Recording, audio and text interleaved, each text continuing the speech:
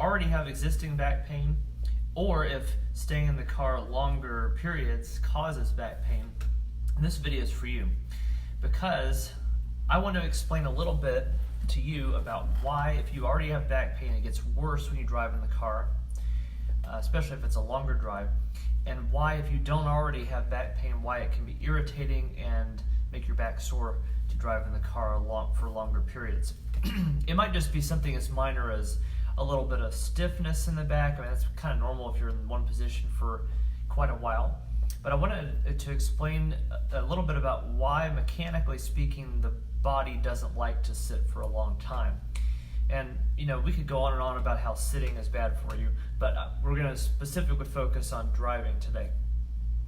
So, why does it hurt when you're in the car for longer? Well, the back, it's all about compression, and that is one of the main reasons why it happens. So, whenever you think about the weight distribution of the body, and you think about the greatest force really that affects us at every single day of our lives, every moment of our lives, is gravity.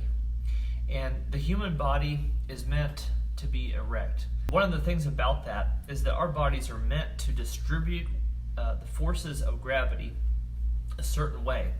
So, being a biped standing up, it's from head to toe.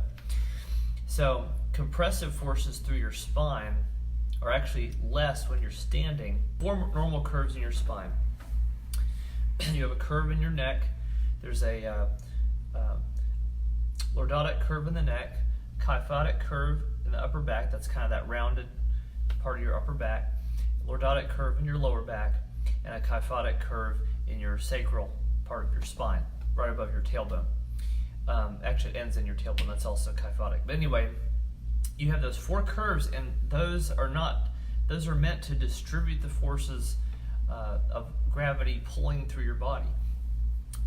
The discs are not necessarily shock absorbers, but they do transmit force. It's one of the primary functions of that. And so, as you're standing, the weight is not all through the spine. There is definitely gravity pulling weight through the spine, but at the bottom, it's distributed in a wider base through the pelvis and the legs. When you're sitting, you take all of that center of mass. So let me stand back so I can show you.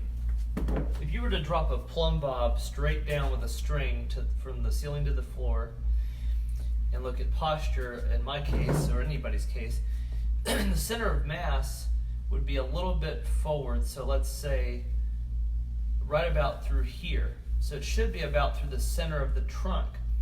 But when you sit, it shifts back to here. So your center of mass actually changes. And when that happens, all that force, instead of going through the hips and the femurs and the tibias and your feet, it goes straight from your head to your tailbone, essentially. So all those compressive forces are going through the spine, and if it's for longer periods of time, that could potentially cause more pain. If you already have back pain, especially disc problems, man, compression of the spine really causes the discs to have more compression. You might even have a little bit more pressure on one side where the nerves are already a little bit impacted by a ruptured disc or something like that. If you have spinal stenosis, it's a problem. But anyway, the best position of all is lying down, because gravity's this way and your body's that way. So you're actually perpendicular to gravity, and the spine can just kind of, that's actually why some people actually gain a little bit of height after sleeping. That's why driving for longer periods can cause extra back pain or discomfort in the back. And so the best remedy to that is to not drive for extended periods of time if you can help it. Obviously on a road trip you're going to have to drive for a couple hours at a time, but I would say if you have back pain, you don't want to go more than 1 or 2 hours maximum before taking a stop, especially on a long over-the-road trip. And there's you can just get out and do a couple of stretches at your stop, at your bathroom stop or wherever, try to walk. I would actually recommend walking at your stops. If you have enough time built into your travel that you can just do a little bit of walking, especially like at a rest stop where there's like kind of like a park area sometimes. I would take your bathroom break, walk for just a couple minutes, just to kind of walk around, do a few washing machines and do a few squats or air squats or something just to get moving, get your blood pumping a little bit, and then get back in the car. Taking those periodic stops, especially like every 2 hours max, maybe, probably one of the best ways to alleviate that issue.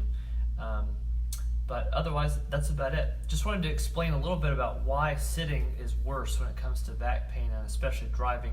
The other thing about driving briefly is that there's extra vibration, and even as good as your suspension might be, there's going to be vibration from the engine, from the road, the roughness in the road, just vibration throughout the car.